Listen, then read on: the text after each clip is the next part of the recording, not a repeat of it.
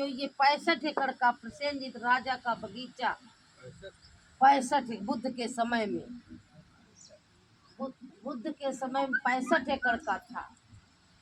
जब एक समय वो राजगृह जाता, वो व्यापारी था ही और उसकी रिश्तेदारी भी थी। एक समय गया वहाँ देख रहा और वो लोग मिले, सब बैठा ले, आसन लगा दिए, बैठा। अब वो देख रहा कि हमको ये कभी न कभी जब कोई शादी विवाह या कुछ करते थे तो हमको पहले निमंत्रण देते थे। आज तो हम अचानक आ गए यहाँ, क्या है? तो घर में पूछा आज क्या है, तो सब बोले कि हम भगवान बुद्ध शिष्यों के संग वो आ रहे, भोजन दान हम दे रहे, इसलिए सब पूरा तैयारी कर रहे हैं। अच्छा, क्या हम भी कुछ सेवा में लग जाओ? कहा ठीक, आप भी सेवा में, तो कहीं बिस्तर लगाने में, आसन या पानी रखने में, वो भी सेवा में लग गया। 11 बजा, भगवान बुद्ध भिक्षु संघ आए, आ करके सब आसन ग्रहण करे। भगवान बुद्ध और शिष्य के सबने, उपासकों ने हाथ धुला के वो भोजन परोसा, खाए, खा करके पुण्य अनुमोदन किया। फिर थोड़ा उपदेश दिया कि संसार में दुख है, दुख का कारण है, कारण का निवारण है। भगवान ने कहा संसार में बिना दुख का कोई नहीं है। जिसके पास धन है वो भी दुखी है, नहीं धन वो भी दुखी है। इसी के साथ साथ में जो आप लोग 5 सील लिए, ये बताए, 5 सील के बारे में बताया कि अगर मुक्ति भी है, अगर सीलों पर चले तो मुक्ति है। तो कहा पहला सील पाणातिपाता विरम्य शिक्षा पदंग समाधियामी, हम किसी की प्राणी हिंसा नहीं करेंगे, व्रत रहेंगे। दूसरा अदिन्ना दाना वेरमणी शिक्षा पदंग समाधियामी, हम किसी की चोरी नहीं करेंगे, व्रत रहेंगे। तीसरा कामेषु मिथ्याचारा वेरमणी शिक्षा पदंग समाधियामी, हम किसी की पर स्त्री हो या पर पुरुष भाई बहन समझेंगे, व्रत कामाचार नहीं करेंगे, व्यभिचार, व्रत रहेंगे। चौथा मूसावादा विरम शिक्षा पदंग समाधियामी, हम किसी की चुगली नहीं करेंगे, कटुक वचन नहीं बोलेंगे, व्रत रहेंगे। पांचवा सुरा मेरे मज्ज पमद्दठाना विरम शिक्षा पदंग समाधियामी, कहा हम नशीली पदार्थों को सेवन नहीं करेंगे, व्रत रहेंगे। इतना बताए भगवान बुद्ध। इसी के साथ में सील बता करके इसी के साथ में बताए कि मन बहुत चंचल है, मन बहुत भाग, कैसे स्थिर करेंगे? तो भगवान बुद्ध ने ध्यान भावना बता, आनापान बता, अपने नाश का।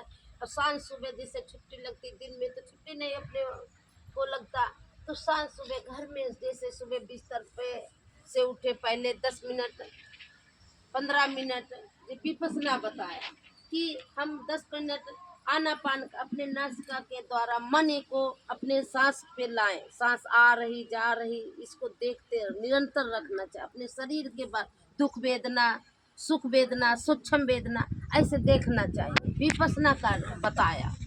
इसी में सील है तो समाधि है, समाधि है तो प्रज्ञा, तब प्रज्ञा जागती है, तो प्रज्ञा में अंदर तक बैठती। तो हम सील जब नहीं है तो समाधि नहीं है, तो कैसे मन एक तीर्थ होगा? जब समाधि नहीं तो प्रज्ञा नहीं ना। तो हम लोग जो विपස්සना किया, गोयनका गुरुजी विपස්සना सेंटर, यही भगवान ने बताया, यही मुख्य चीज मुक्ति का कारण विपස්සना है। तो इसी 5 सीलों पर चलने का यही बताए, यही मुक्ति है। भगवान ने ये बता करके उसी से साधुवाद किए और अपना बुद्ध विहार चले गए। और वो अनाथ पिंडक जो था, सुदर्शन सेठ सुना, कहा ओहो, हम इतने दिन से हम भगवान के से जो घर में यज्ञ करवाते, पूजा पाठ कर, सन्यासी और पंडित जी सब कुछ बुलाते, ऋषि मुनि खिलाते पिलाते, भंडारा करते, और ऐसे प्रवचन नहीं सुना, सील समाधि प्रज्ञा के बारे में कोई नहीं। आज हम भगवान बुद्ध को अकेले ही मिल करके तब वापस जाएंगे श्रावस्ती। अब वो वहाँ से घर में पूछा अपने रिश्तेदार कि बुद्ध भगवान कब मिलेंगे? कहा वो तो सुबह 4 बजे मिलेंगे। कहा ठीक है। जैसे तैसे दिन बिताए, रात बिता, पहले पहर में उठ करके अपना नहा धो करके भगवान बुद्ध को 4 बजे मिलने के लिए चल दिया। भगवान बुद्ध अपना बेलवन बुद्ध विहार था वहीं ठहरे थे और आशा अब वो चलता है। एक गेट के बाद दूसरे गेट गणकुटी पे पहुंचा और भगवान बुद्ध अपने गेट पर चक्रमण कर रहे थे और दूर ही से देखा भगवान बुद्ध ने। कहा सुदर्शन सेठ कहाँ जा रहे हो इतना सुबह।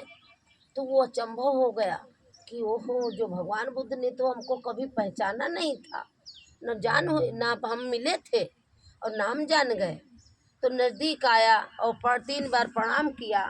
प्रणाम करके कहा भगवान आप हमारा नाम कैसे जान गए। तो कहा भगवान ने कल उपासक के वहाँ भोजन में गए थे तो वहाँ परिचय हुआ था। ओहो, अब वो फिर प्रणाम करता है। सुदर्शन सेठ प्रणाम करके हाथ जोड़ करके बोला कि भगवान हमारे श्रावस्ती में आने की कृपा करें आप, क्योंकि जनता बहुत दुखी है। आप आएंगे, उपदेश देंगे, सील के बारे में बताएंगे, आप कृपा करें। तो भगवान ने उस मौन होके स्वीकार किया। कहा ठीक है सेठ।